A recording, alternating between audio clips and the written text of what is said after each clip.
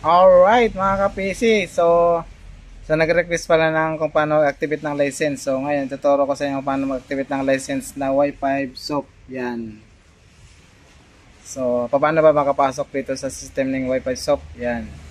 So meron tayong ito, login, then paano ka makapunta dito?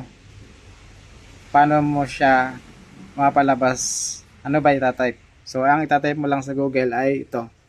Yan, 10.0.0.1 admin page yan.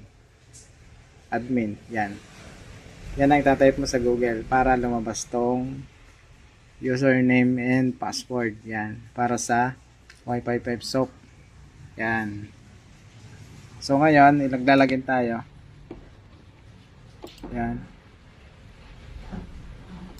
Sa akin kasi nakasave na eh. So sa nakasave na siya. Yan. So yan yung kanyang username, admin, then password, Wi-Fi 5 SOP. So lagyan natin. Yan. So yun. So ngayon nakalagin na tayo. Ang gagawin natin, hanapin natin tong para yung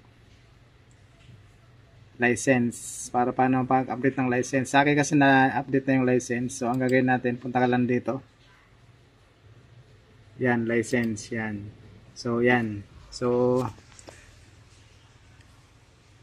andito na yung license ko. So, tawag doon. So, ngayon, since na-update na yun sa akin, kaya ganito na siya lumabas. So, pag kayo mag-update pa lang, ang lalabas lang dyan, itatype mo lang yung license number, license code, then, yung nyo, Gmail or email, tapos yun na, tapos activate mo na, tapos okay na yun, lalabas naman dun success sa may gilid dito, lalabas yung success, tapos okay na yun.